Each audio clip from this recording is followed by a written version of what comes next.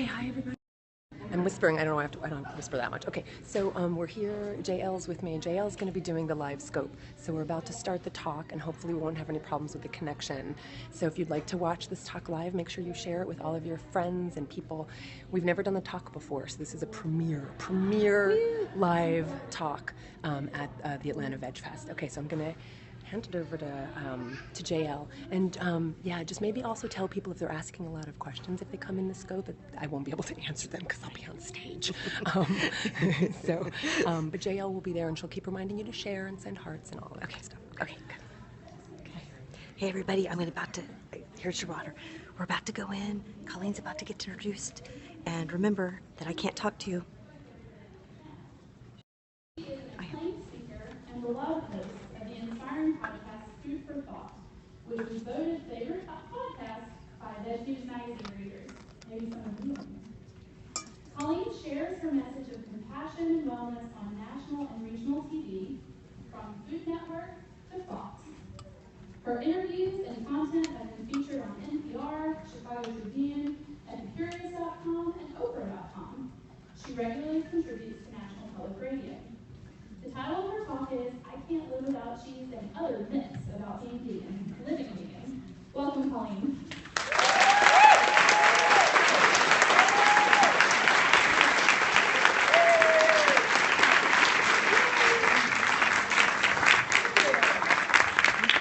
It's nice to be here. My hair's holding up even it's humid in California. I forgot. I did my time in the humid states. It really is nice to be here, and I do want to give a round of applause to everybody who's organized the Atlanta VegFest, because it's so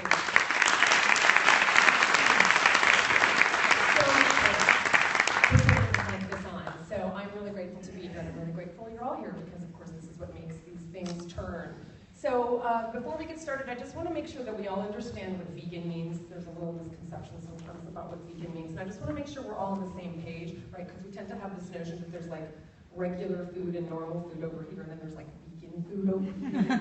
Like it's a separate food group, like it's its own little alien food group, right? So I just want to make sure we're on the same page that when we're talking about vegan food, we're talking about fruits and vegetables and nuts and seeds and beans and mushrooms and grains and herbs and spices, right? Foods that we already know. Are all those familiar to you? You've heard of grains and spices and herbs, right? So just want to make sure that we're all on the same page. This is food that we're already familiar with, right? If you've had people say, I don't think I've ever had vegan food. If you had an apple, you've had vegan food. You don't have like a vegan apple. An apple. You don't have a vegan banana and a banana, you just have a banana, right? It's just vegan because it's a plant food, right? So we all on the same page with that. I just want to make sure. Okay, good. You're a good crowd. Chicago, they didn't get it. They just didn't get it. It's not my problem. So my name is Patrick-Goudreau, and the mission in my work is to empower people to make informed food choices, to debunk myths about veganism, to be a voice for animals, and to give people the tools and resources they need to live according to their own values of compassion and wellness. I always say that I am not asking anybody to live according to my values. I'm urging people to live according to their own values. And I know people want to do this. I know people are quite desperate to make a change, and we do see people all the time making a change in this direction, and I'm incredibly encouraged by it. I've been doing this for almost 2 decades, and I see people interested in moving in this direction all the time. Some people are doing it for health reasons. Some people are interested in not contributing to violence against animals. Some people are interested in not contributing to environmental devastation. Some people don't want to contribute to slaughterhouse workers who become so desensitized to their own compassion and to the animal suffering that they do things to animals that are the stuff of nightmares that none of us want to look at. So some of us don't want to contribute to that. Some of us don't want to contribute to rainforests being cut down for grazing land for cattle that we then kill and consume. Some people don't want to contribute to wildlife being killed at the behest of ranchers. Pick a reason, any reason, and any one of them is a good enough reason to move in this direction. So we do see people.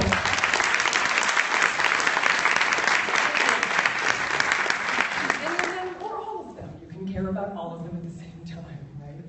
We do tend to ask people why they do it. It's really interesting. We're really interested in why people make the change, but those are all really good reasons. You can care about more than one. So we do see people moving in this direction, and that's incredibly encouraging. But we also see people try it or don't try it at all and struggle and have challenges and have questions. And the question is why? What's going on? Why are people who are so aware that there are so many benefits of getting away from meat, dairy, and eggs, why do they struggle? Where are the challenges coming from? First of all, we do live in a culture that encourages us to eat as much meat, dairy, and eggs as possible, right? I mean, I shield myself pretty much from the world. I don't leave my house very often because I'm just writing books, but I sometimes will, literally it's like my anthropological experiments when I travel and I go to a hotel room because then I put the TV on because we don't have TV at home.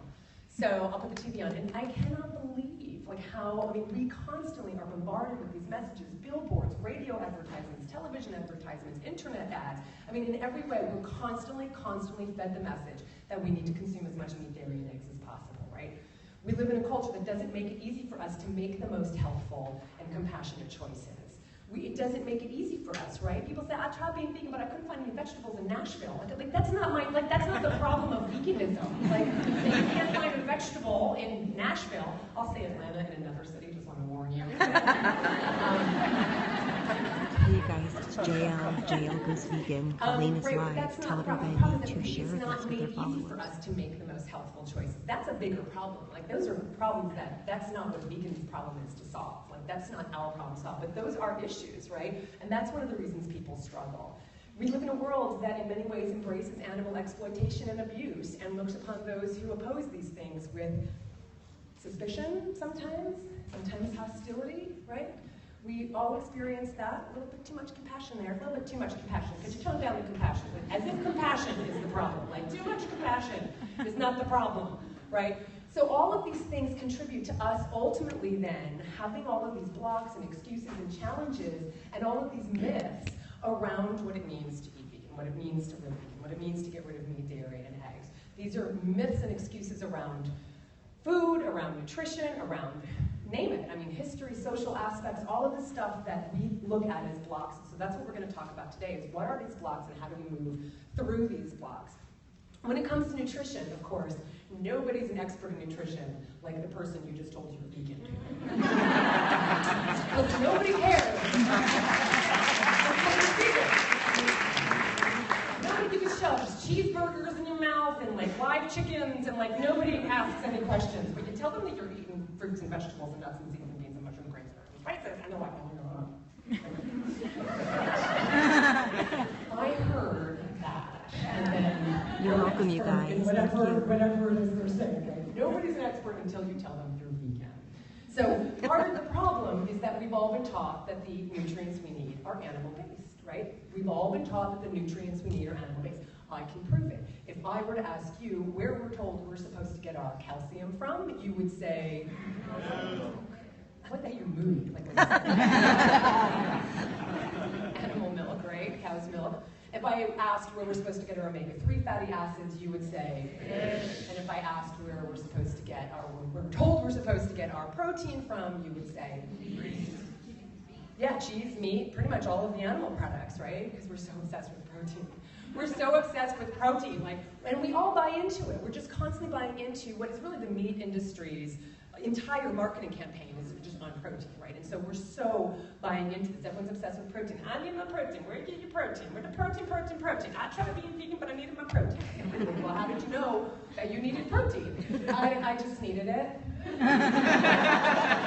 Okay, so how did you know you needed protein? I was tired. Okay, so that's not protein deficiency. Being tired is not protein deficiency. Maybe you didn't sleep well the night before, right? So how did you know?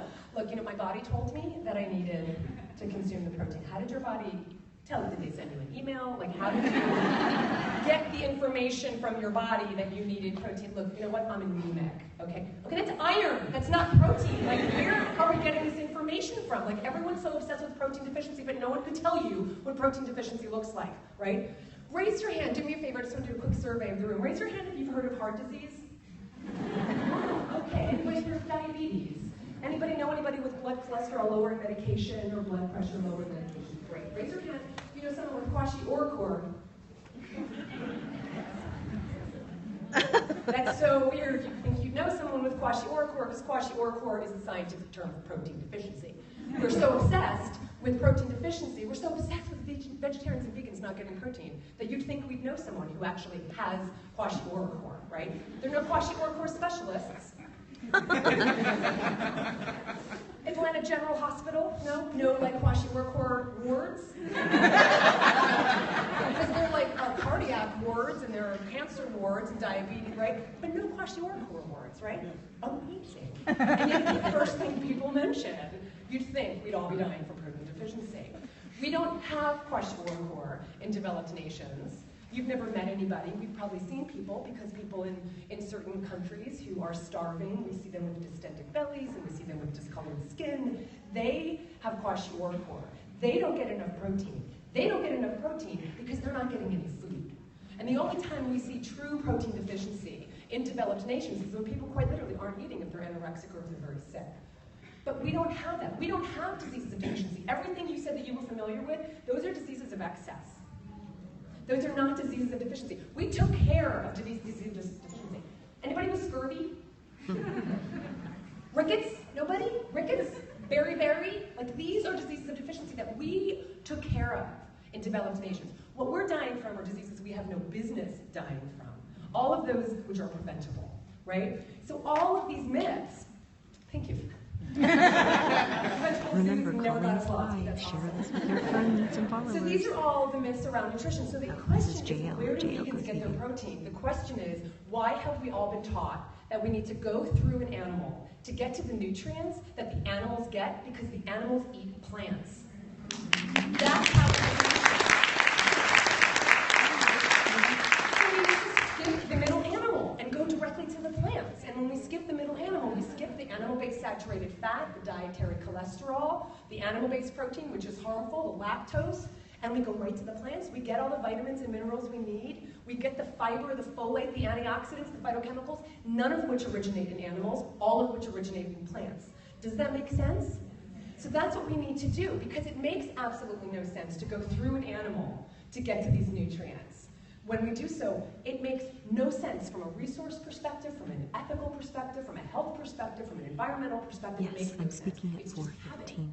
But it makes no sense. It's because we've done it that we keep doing it. But that's not a good enough reason to keep doing something, right? So when you look at the resources we use, I mean, if you just looked at calcium, so calcium was the one that you said, okay, calcium, cow's milk, right? Why? First of all, let's see if you're better than Chicago. What's calcium? Wow. It's a mineral. And where are minerals found? Soil. In the soil, in the ground. And why do cows have calcium in their milk? Because they eat plants, they eat grass. Theoretically, most dairy cows are not consuming grass these days. Most dairy cows are kept on feedlots and dry lots where they're not sent out to go graze because they'd have to be brought back to the milking parlor 3 times a day. It's not cost effective to do that. So instead, the marketing industry, the dairy industry, can live up to its marketing claims that it's a high calcium food. What do they do to the cow's feed? They add calcium. They supplement their feed. You could supplement your feed. It's a lot less resource intensive. You could supplement your feed, or you could just go right to the plants, right? You could go right to the kale, you go right to the collard greens, go right to the green leafy vegetables where all the calcium resides, right? But instead what we do is we start with an animal. You know what it takes to keep an animal alive? You know what it takes to keep you alive? Right? It takes a lot to keep a living being alive. So you're starting already with a living being. The resources to keep kale alive, not as much. It just doesn't cost as much to do that, right? So you start with a living being, but then you have to impregnate that being. And I remember the day I learned that cows had to be pregnant in order to lactate. And I remember feeling so stupid because I was an intelligent person, but no one had ever encouraged me to make that connection. We just have this idea that cows just kind of come into this world ready to bestow upon humans their nutritional goals. There's my milk, my calcium, right? But we're not taught to make that connection. We're never taught to make that connection, and yet, of course, what you have is you have a mammal who has to be pregnant in order to lactate. Bless you. Thank you. And welcome. And she's like, oh, bears. We all sneeze. We all do it. Vegans sneeze too.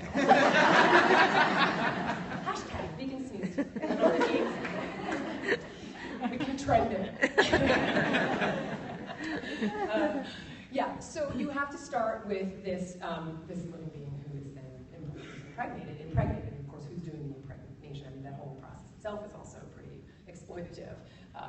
And so she's pregnant for 9 months, and at the end of that 9-month period, all she wants is her baby. Humans do not have the corner on maternal instincts and affection. That's all she wants, is to nurture her baby and nourish her baby. That's all she wants.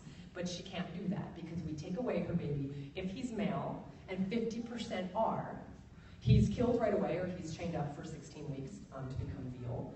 And if she's female, she goes into the same servitude as her mother, and of course her. We think that there's like these spots for like retired cows, like after they're no longer productive, right? And it's really, we really do believe that because we don't want to believe that we're contributing to any kind of suffering for anybody. So we believe that there's like these retirement spots for cows, but there's not. There's no such thing as a slaughter-free animal agriculture system.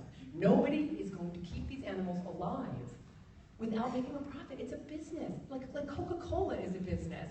They're not bad people, but they're business people, and they're going to make decisions that are going to bring in profit rather than lose money. So for what? Why? Right? And if you imagined that at the end of like the animal who's growing up, right? If you imagine for a moment, imagine wild cattle, and we used to have wild cattle. Of course, they were wild before we domesticated them. What would happen as he started growing, and he started getting older, and he starts what? He starts like getting away from his mother's milk, and he starts eating like solid foods, right? We can identify with that. Most of us can, right? We are weaned and we move on to solid food, but then we're told, wait, hang on, don't be hasty. You now need to consume the milk of another animal, even though the offspring of that very animal has stopped drinking his mother's milk, right? It doesn't make any sense. Because if I were to suggest a human milk industry, just saying, think about it. Just think about that, right? I mean, there are jokes. There are stand-up comedians. There are jokes when people talk about like mistakenly like consuming breast milk, right? We're like, oh my God, it's disgusting. Like it's our own species milk, and we're completely grossed out by it. It's absolutely unbelievable, but it shows how conditioned we are to this. And so why cow's milk? Why is that so normal? Why cow's milk? Why goat's milk? Why buffalo milk? Why sheep's milk? These are all what is it about these animals that make it so conducive to our own consumption? What do these animals have in common? They're calm. Why are they calm? What kind of animals are these? They're herd animals. They're vegetarian animals, right? They're herd animals. They're easy to control. They're easy to keep together. If we really wanted the highest amount of calcium from an animal's milk, would we be drinking hyena's milk? There's a lot of calcium in hyena's milk. But there's a problem with that business model. They kill you if you try to take the milk or their baby or impregnate them, right? So there's a problem right there. But the point is that's how arbitrary it is. It has nothing to do with the nature of the milk and everything to do with the nature of the animal that we consume animal's milk, right? Those particular animals' milk has nothing to do with the milk itself, right? So skip the middle animal, skip the middle cow, go directly to the plants, go directly to the green leafy vegetables. That's where all of the calcium and minerals reside. And in terms of absorption, we're actually absorbing more of the minerals when we actually go directly to the plants. So not only do we not get the saturated fat, the animal protein, et cetera, we're also absorbing more. We get about 50 to 60% of the calcium absorbed when we consume the plants versus 30% when we consume the animal's milk. So even from that perspective, because taking in nutrients, it's not just about taking in nutrients, it's about making sure we absorb them well. Okay, that's a whole other conversation, but that's the idea, and so it goes directly to the plants. Does that make sense? And you can do that with every nutrient. You can do that with the omega-3 fatty acids, right? Skip the middle fish. Where do you think the fish are getting their omega-3 fatty acids from? The algae, right? So if the fish don't get the algae, and you eat the fish, you're not getting omega-3 fatty acids. And let me tell you something. We've wiped out the salmon population, pretty much on the East Coast, most of it on the West Coast, wiped it out, right? You think we're getting wild-caught fish, wild-caught fish. First of all, you're still getting the saturated fat and the animal protein and dietary cholesterol and some heavy metals thrown in for fun. But when you go directly to the farm-raised, okay, you're still getting the heavy metals because these are carnivores, and so they're eating other fish that are caught from the wild. So we're depleting the oceans. We're still getting all the things that are not necessary. And they're not adding algae to those tanks. These are confinement tanks. They're adding pesticides and they're adding antibiotics because they're confined fine, but they're not. So again, like, skip the middle fish, skip the middle animal, and go directly to the flax seeds, to the walnuts, to the chia seeds, wherever you want to get right. You can go directly to DHA, which is what our bodies convert these essential fatty acids into anyway. So again, skipping the middle animal, right? You can do that with all of those nutrients. Does that make sense? Okay? The nutrients we need are plant-based. The nutrients we need are not animal-based. There's not one nutrient we need that's animal-based. All the nutrients we need are plant-based, except for one, vitamin B12, but it's not animal-based either. It's bacteria-based. It grows on bacteria. It forms on bacteria, okay? So the nutrients we need are plant-based, and the diseases we deal with are diseases of deficiency, diseases of excess, not deficiency, okay? So those are some of the myths around nutrition, and if we really just absorb them, then we can have better conversations and really help people understand, because they're not coming from a bad place, they're just coming from this very conditioned place that all of us came from. You know, so I just want this to make sense to people. I don't care if you walk out of here ever remembering me, I just want you to remember that because it makes sense. Because this is just common sense. This isn't my theory. This is just common sense, right? And then we have all of these myths, all of these blocks, all of this stuff that we use to stop us from making this change around food, right? Around food. And some of it is just our own self-perception, because we do have our own perception of ourselves, and then we have reality, because they don't always match. And so one of those things is people say, there's never been a person I have met who doesn't say, when I say I'm vegan, who doesn't say, I don't eat a lot of meat. I don't eat a lot of meat. I don't eat anything. I don't eat a lot of meat. You don't know how much you eat until you stop. You just don't. You don't know how much television you watch until you stop. You don't know how much you do of anything that's habit-oriented until you stop participating in that habit. And once you stop participating in the habit, then you recognize, oh my God, okay, this was such, just such an instinct for me to do these things. And so that's the principle behind my 30-day vegan challenge, is to stop it long enough to go, I'm doing this thing, okay, great, I'm gonna have lunch, I'm gonna have a burger. Wait, hold on, I'm not having burgers, I'm what's over here, right? Because we've been looking in one direction our whole lives, making the same food choices, eating the same things over and over again, going to the same restaurants, making the same foods at home, picking the same foods off the menus of the restaurants that we're going to again and again, right? All over and over again, all these habits. And when you stop long enough to go, I'm gonna try something new, you go, what's over here? Like things I've never seen before over here. Not that they weren't here, they were here the whole time, like for you, but you didn't know it because you weren't looking in that direction. And it gives you the opportunity to change those habits. It gives you the opportunity. Because I will say very clearly, being vegan is effortless, but becoming vegan can be challenging for people because it's change. And people are afraid of change. They don't know what's on the other side of it, they don't know what to do, they don't want to seem like they don't know what to do. And it's just, change is hard, even though it's beneficial. But once you make the transition, these habits become your habits. And it is effortless. It really is, but it's a matter of switching from here to here. It's just in this place that people struggle, and that's why I do what I do, so I can help people from here to over here. Does that make sense? Right?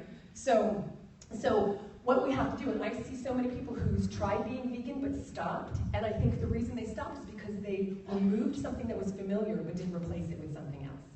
And so my whole intention is to create a foundation so that you can stand on it firmly and strongly and confidently and healthfully and joyfully and deliciously and all of those things.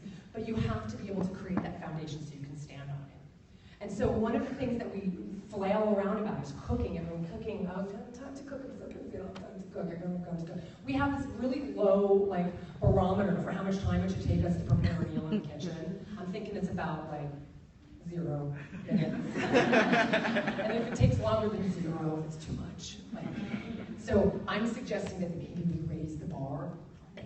15 minutes a day? Can we do 15 minutes a day? 15 minutes a day. It's so skewed. It's so skewed. We think any time at all is too much time, right? So I'm suggesting taking 15 minutes a day to just prepare some vegetables, to prepare your food. Whatever you think you're doing that's so much more important than actually taking care of yourself and your family isn't going to mean anything when you're not here. Or when you're sick and you can't get up, right? If we don't have time to be sick, we have to make time to be healthy, right? And it's up to us. So there are things we can do, because then people say, but I don't have time, I'm so busy, I don't have time. We have the time, we're just not using the time we have to prepare some healthful meals, right? We have the time. I mean, there are things, we make choices all the time about how we spend the time. We have the time. We have time to get in the car and drive to a restaurant, look for a parking spot, wait for a table, and decide what to order, and wait for the food, and then eat the food, and wait for the check and drive back home again. I think we have time to chop some vegetables, right? Hi, you guys. It's JL. JL is vegan. I'm We just recording. sabotage ourselves all the Share time. this I with don't your have time, I don't followers. have time. Okay, all right, 15 minutes we're talking about, right? And so when you come home from the grocery store, the problem is we come home from the grocery store and everybody gets really excited. I'm going to eat really well. They get all these vegetables and they put them in the refrigerator. Yes, I'm going to eat this.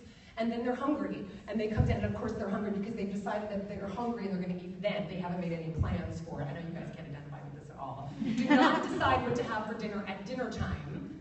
You're never going to make the best choice for yourself because you're already sort of like filling your mouth with food. Like you're just never going to make the best choice, right? So instead of coming home being happy and putting all of the vegetables in the refrigerator, chop some of the vegetables first before you put them in the refrigerator. Chop an onion. If you're making a recipe that calls for 1 onion, chop 2. You already have the cutting board out, you have the knife out, put 1 in the refrigerator, put 1 in your recipe, right? Chop up some carrots. If they're like they're there, you'll eat them. Like you'll see them like actually chopped up, and it's a completely different experience, right? It is. It's really absolutely amazing. So if you chop them, you will eat them. I guarantee it. I guarantee. Then people say, but I don't know, I try the vegetables, they go bad. Like, how do you stop the vegetables from going bad? Eat them! Like, I don't understand. It's like, why? Eat them. I know that they go bad. Put them in your mouth and eat them. Like, that's what they're there for. They're like, your refrigerator is not a compost bin. It's not like a storage unit. It's like meant to be there temporarily until you then eat the food that's in there, right? And they say, well, I heard if you chop the vegetables in advance, they're going to lose their nutrients. Okay, here's a tip for you. Vegetables chopped in advance have more nutrients than no vegetables at all. That's brilliant. And the stores have figured out that we're anti-chop, so they're chopping the vegetables for you. And you can buy them that way. So you might spend a little more money rather than spending your time, but we're always deciding whether we want to spend our time or our money. So maybe there's a week that you're going to buy some vegetables that are chopped in advance. Fine. Maybe there's going to be a week that you don't want to spend the money on vegetables chopped in advance, so you'll chop them yourself, right? And the truth is you don't even have to like chop every day, because if you're thinking ahead and you're planning ahead, and you're making more than you need. People always have recommendations of what I should do next. And can you write a book about cooking for 1 person? No, I'm not going to write a book for cooking for 1 person, because if you're 1 person, you should be cooking for 2. And if you're 2 people, you should be cooking for 4. You should always be making more than you need, so you don't have to cook every day. And you have leftovers, and you have things you can freeze, right? So always thinking ahead. That doesn't even take time. Thinking doesn't take time. Just thinking, okay? A little effort, little calorie burn there. So, does that make sense? So we're the ones who are constantly making these excuses. And I'm here to squelch them all, and I'm hoping it's working. The other excuses we make around food and eating is we say things like, well, I tried being vegetarian, but I just crave it. I just crave meat. I just crave meat. And I said, no, you didn't. And they said, no, I really was craving. I tried it, and I crave it. My body craves it. and I say that so mockingly because I'm sorry. Our bodies are not that in tune with our, this is not happening. And I use the word crave even loosely, because we tend to use the word crave and we want to add legitimacy to what we really just desire. Craving it. Really, I think you just want it, right? I just want it. What sounds better? Like, my body's craving meat, or I really just want a burger. Like, I mean, what sounds better, right? So we just add this like credibility to our desires by saying crave. Right? So, but people say that, I crave meat. No, you don't. We're not craving meat. We don't crave other animals. We are not obligate carnivores. We are not lions, like on the plain. You see like deer run by and they're like, get lunch, right? We do not crave the flesh of another animal. If you want to know what it's like to crave the flesh of another animal, picture a domestic cat. You've all seen a domestic cat see a bird. Have you ever seen them see a squirrel? Eyes dilate, the tail starts to flicker, they salivate a little bit. How you get when you see a bird fly by? When you see like deer on the side of the road or cattle grazing on the side of the road. Imagine everybody just walking around just like, right? That's not what we get like. Please say no. Please say no. I've never seen you out there doing that, so I know that you don't. We don't crave the flesh of other animals. We don't even get like that if we see an animal who's been hit by a car. Right? If we see a body on the side of the road, we feel bad, we feel disgust, a lot of us feel compassion, both, right? But we don't take out our forks and start thinking about lunch, right? So we don't crave the flesh of another animal, but we do crave, and I use the word loosely in quotes, fat, salt, texture, flavor, and familiarity.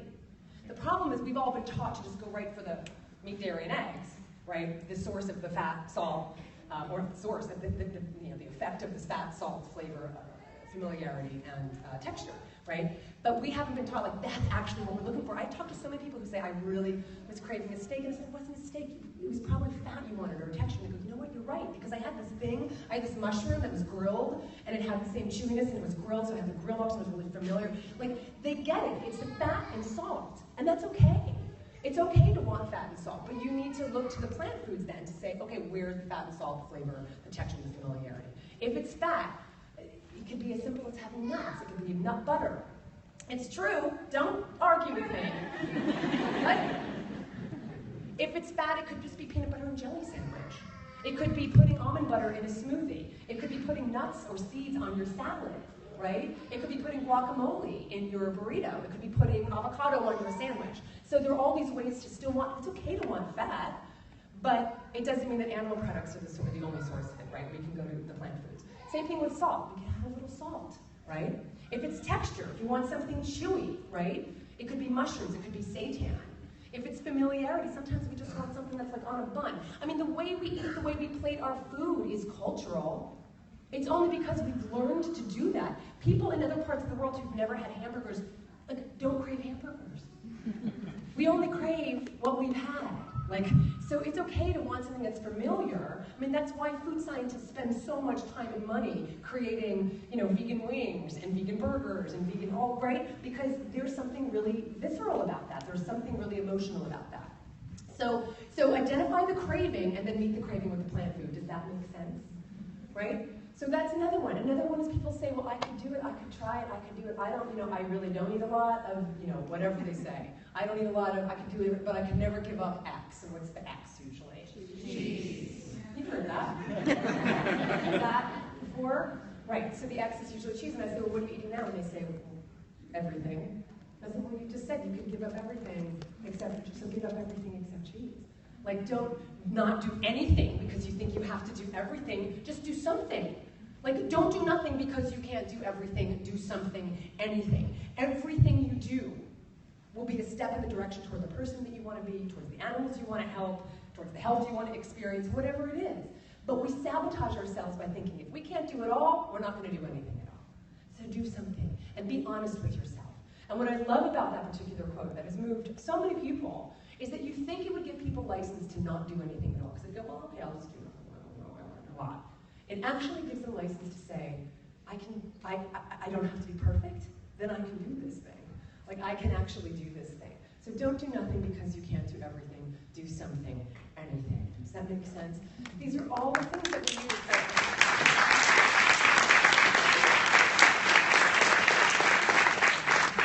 use. These are all, we could be our own best friends, and we're like our worst enemies. Like, we're the ones. So we could blame the advertising, and we can blame the marketing, and we can blame all of the messages that we get. But really, in the end, it's up to us. It's up to each of us, and we're the ones who are constantly sabotaging ourselves whenever we make these excuses, right? We all want to change. Everybody says, I want to change. I want to do something different. I want to make a difference, right? I think people forget that in order to make a difference, you may have to do something different. Right? So I just say never, and be open. Be open to trying new things and learning new things, right? I mean, that's what being human is about, is learning and trying new things and being better people and making better choices and more compassionate choices once we know better, right? And people do ask me if I think people can make a difference, and my answer is no. I don't think people can make a difference. I know people do make a difference. Everything we do, everything we buy, everything we eat has an impact on someone or something else. We don't get to decide whether we can make a difference or not. We get to decide only if the difference we inevitably make is negative or positive. That's it. Those are our only two choices. There are no neutral actions. And one thing I know for sure is that the problems we have in this world are not because we have so much compassion we don't know what to do with it. The problems we have in this world are because people aren't living according to their own values of compassion and kindness. Imagine what the world would be like if we all fully lived at what we actually believed in, because most of us say that we're against violence. Most of us are. But how many of us can actually live according to the values that we say we have? And that's my hope for all of you, and that's my challenge for everybody, is may we all reflect in our daily choices our deepest values and realize that with every choice we make and everything we eat, we really can create the compassionate world we all desire. And may it be so. Thank you very much, everybody.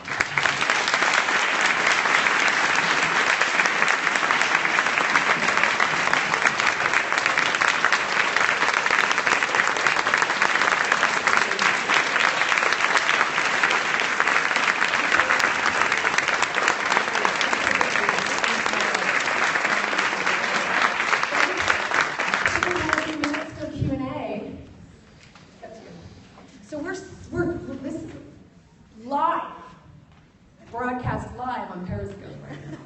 It's pretty cool. Yeah. Hi, everybody. So we do have some time for questions, and actually you have my phone, so I can't tell what time it is. What time is it? It's 10 after 2. 10 after 2. Oh. Oh. Or that.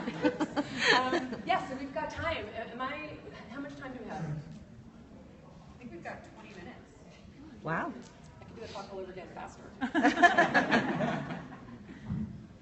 Okay, thank you. Yes, sir. Could you listen for a second? Thank you. Yes. Yeah. Do I need the microphone? No, I'll repeat it. I'll repeat it. Or yes. Yeah. I'll repeat it. You. Don't listen to me. One word question. Thanksgiving. What do you do? Like, I go to my family's for Thanksgiving. I'm obviously the only one that eats vegan or vegetarian when I go home. Do you take your own food? Like, what kind of? Is that what you do? I need the mic back. Okay.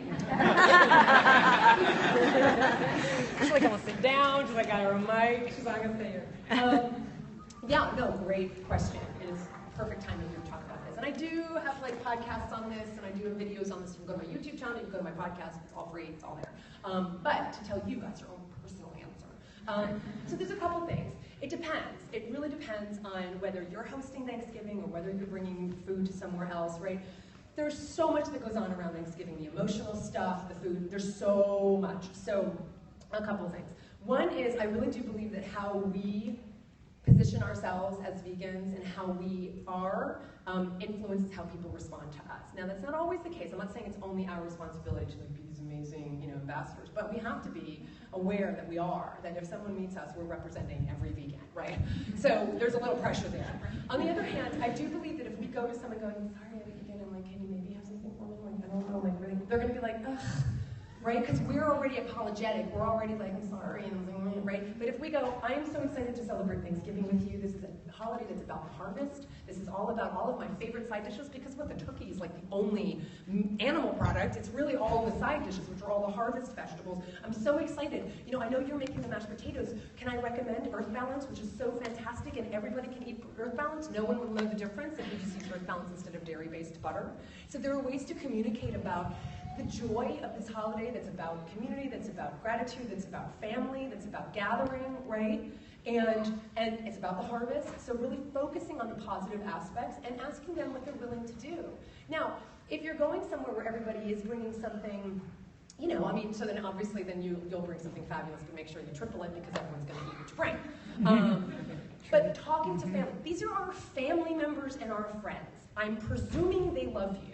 Maybe not. I don't know. But the point is, right, these are the people who are in our lives because they love us. And it doesn't mean that they don't have their own stuff around our changes. And we have to be mindful of that because we may have had all the time in the world to process our changes before we tell them. And then we go, how come you don't understand? Like, what's your problem? Like, hello, can't you understand it? You've had like 6 months or a year to already process what you've processed. And then we go to them and go, I'm vegan. And they go, ah. And then you go, why can't you understand? And, that doesn't work. You have to give them time to also process this. But then talking with them. If they have questions, answer them. If they have concerns, answer them. They really genuinely don't know, right? So be open. Offer suggestions, offer to bring food, and then everybody has their own line. I have not had to have a dead animal on the table in 20, I don't even know how many years. Thank goodness. Now, For those who are going to family members where that's definitely going to be the case, maybe they can do something like, listen, this is really emotional for me. And being really honest about what it means for you, if it is something that's emotional for you. Do you think maybe we can put the turkey, the carcass, in the kitchen? But leave it in the kitchen, and people can go serve themselves or however you want to do it. But do you think maybe we could like not have it on the table? Because let me tell you why that is upsetting for me. Whatever it is, right? That's the kind of stuff, that's the kind of conversations we don't tend to have with family. We just want them to do what we want, or we expect them to understand us, and some will and some won't. But there might be ways to kind of navigate through all of that stuff to at least find a common ground in a place where we're all comfortable so that we can still celebrate, a holiday with our family and friends. Does that help? And then recipes, I got recipes. Please do not make me send all of those books back to California. Please, the holidays are coming, gifts, I'm serious. And the vegan table has menus for Thanksgiving, so does 30-Day Vegan Challenge, and of course there's the joy of vegan baking. If you eat it, bring it, they will eat it. If it tastes good, they will eat it. Frankly, by the time they've had some wine, they won't even know it. Hey everybody, this is JL of JL Goes Vegan, and we are recording Clean Live at the Atlanta VegFest. Okay, so that's why we're not responding to your comments. Share this with your friends. So Price is Right. That's still on? Yes. Yeah. Is it? Sure. Is it really?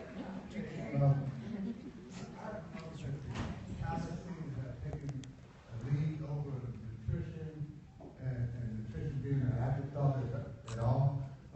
What's your thoughts? Say that again. Say that again. Repeat that question. Okay, my observation seems to be that the palate has taken the lead over nutrition, and nutrition being an afterthought at all. So what's your take on that thought? Are you talking about today or in general? Are you talking about the non-vegan community or the vegan in the vegan? Tell me what you mean. Everyone, most people. So people are making choices based on what tastes good rather than what's good for them. Got it. Great. I'm a little slow. I'm still on California time. Thank you. Yeah, that is absolutely true. I mean, so if you're asking me what to do with that in terms of, you mean inspiring our family members and friends to make choices that are better for them, is that what you're asking? To help them recognize that making choices that are healthier and nutritious, that's going to be beneficial for them? Because I guess even the way you're asking the question, I would say we don't have to sacrifice one for the other. And that's what's so great about an event like this, right? Is that people come here and go, oh, wow, okay, I can still have all the satisfaction and fat dissolve and texture and flavor and familiarity and all these things that are fabulous and have my palate enriched and satisfied, but it's still really good for me. I mean, that's really what it's about, is actually showing people that it doesn't have to be one or the other. And that's one of the reasons I don't talk about vegan as a diet, because I don't care how you eat on the spectrum. You can eat only blue foods, no blue foods, all nuts, no nuts, gluten, no gluten, wheat, soy. I don't care. There's such a huge umbrella. But once you get meat, dairy, and eggs out of your diet, you're making such a huge impact on your health. And then the truth is, as you start, of course there's more processed foods than others. I mean, of course there's a whole spectrum of processed foods. But I don't think processed food is a dirty word. I don't think it's a dirty word, because when you take a blueberry off the bush and you put it in the freezer to freeze it to make frozen blueberries, you're processing that blueberry. You cut into your apple, you processed that apple. So we need to get away from this idea that anything processed is bad. Highly processed is different, right? So there's like highly processed. But the truth is, once you start making a change, you might eat more of a highly processed, and then you start to feel better, then you start to look whatever, and you start like changing the way, because your palate does change. And you start to get the fat and salt from the animal products out of your palate doesn't crave those things anymore, So those are the kinds of things that come to mind when you ask that, is that you don't have to sacrifice one for the other, and that's the whole beauty of this thing called vegan. Yes, all the way in the back, my God.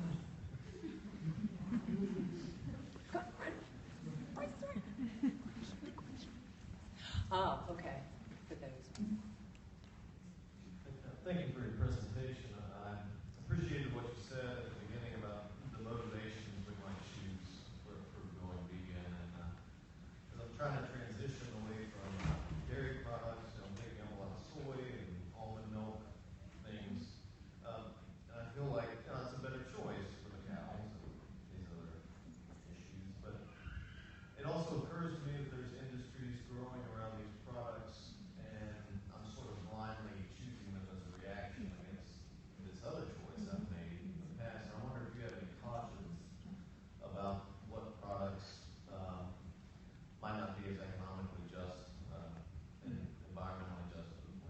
Yeah, no, that's a great question, of course. So how can we make choices that are always going to be, you know, once you start to have consciousness, I think this is what people are also afraid of. Like, you just know that you're just going to have to, like, continue to make conscious choices. Oh my God, right? And we make jokes about that because it really is just like, right, exactly.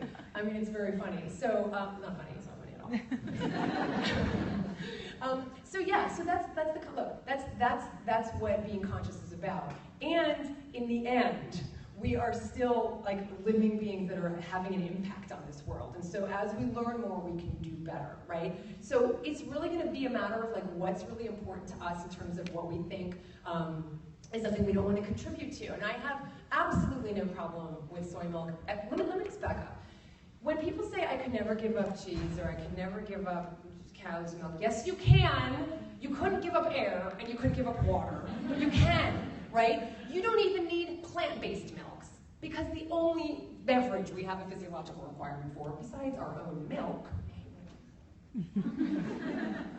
is water, right? So all these wonderful milks out there, they're great, and they're great for baking, and they're great for cereal, and they're great for wonderful things, all that. My point is that you don't have to go from cow's milk to any milk. You don't even have to. Does that make sense? I mean, I just want to like make that clear. But yeah, there's going to be different issues. There's the almond issue in California right now. The almonds, the almond trees that take up so much water, and we're in a drought right now, and so that's a consideration. So some people are getting almonds from other countries because they don't have much of an issue. What's that? Cashew milk. Or they're getting cashew milk, or they're getting soy milk. So it's really a matter of like, what matters to you. Soy milk, there's no, what? It's soybean, it's a bean. Like what? It's a bean. Like what's the problem? It's a bean, right? So absolutely ask the questions about what you're doing. And that's the beauty of like, once you open your eyes, is you can't unopen them, right? But that's how the light gets in. Like once the crack is open, the light can get in. And that's the beauty of this process that you're in, and welcome. There's a question back here. You should just like stay back there.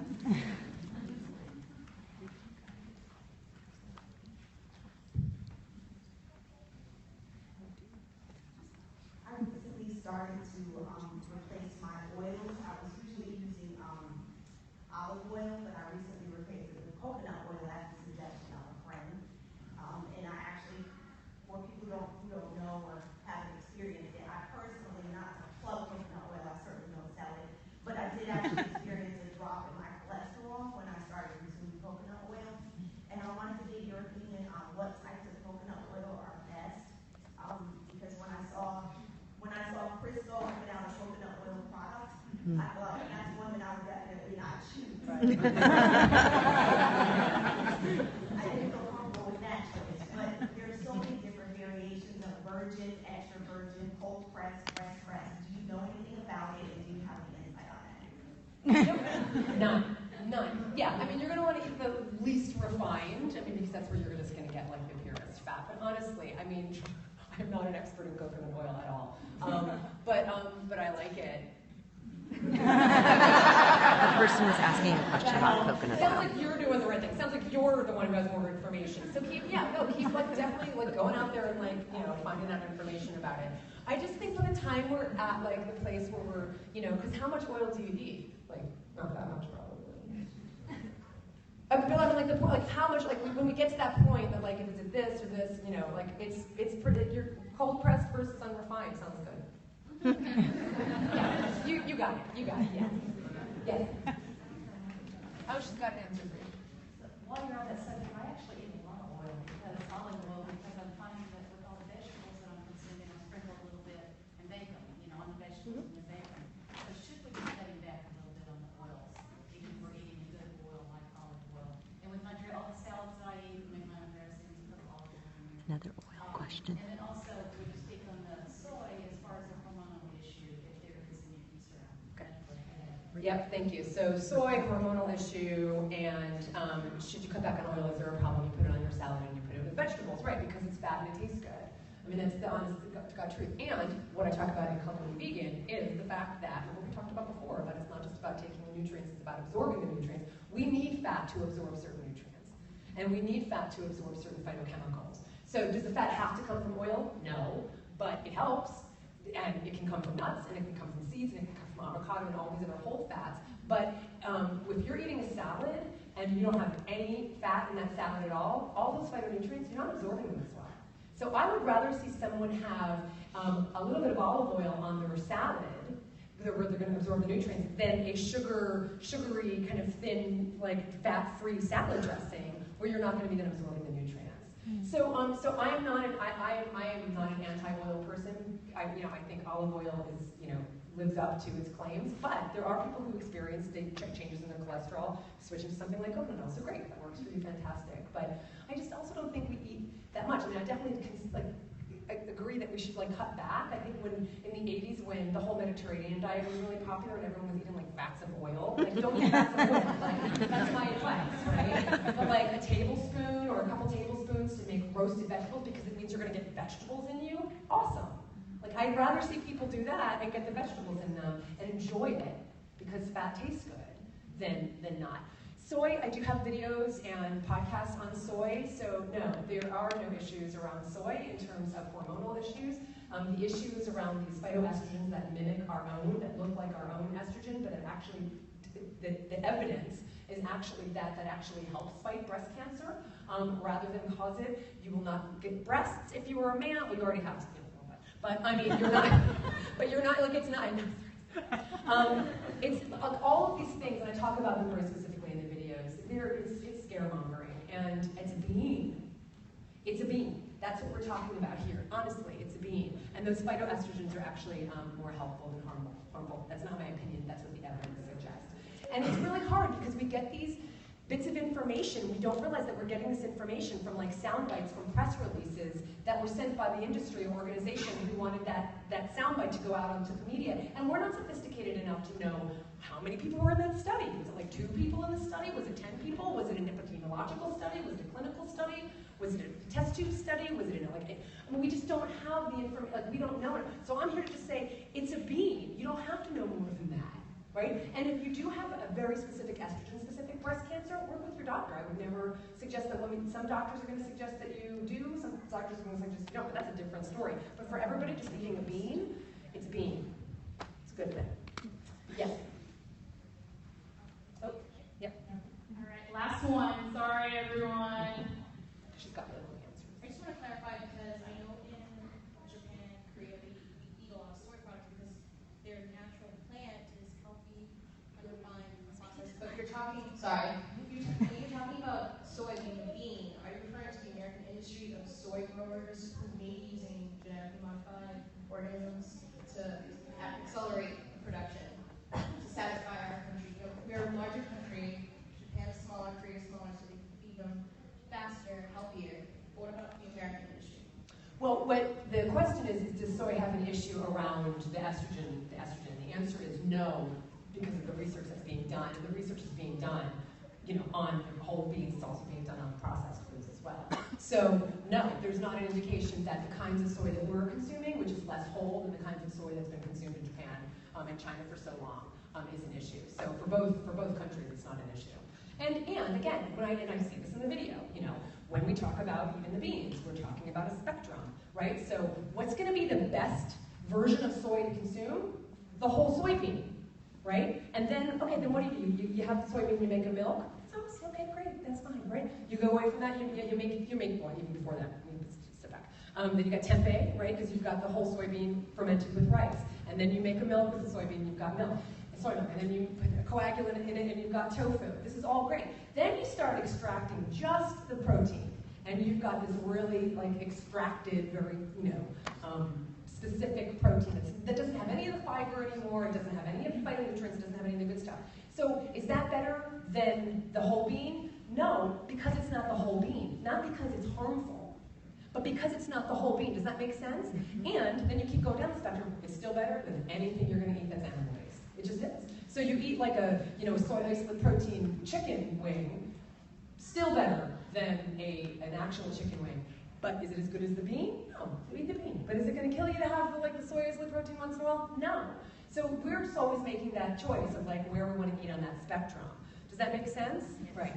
So listen, everybody, I'm going to be at the table, so please come and say hi, and thank you, everybody.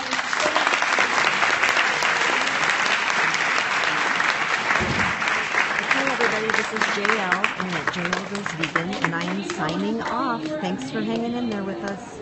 If you have questions for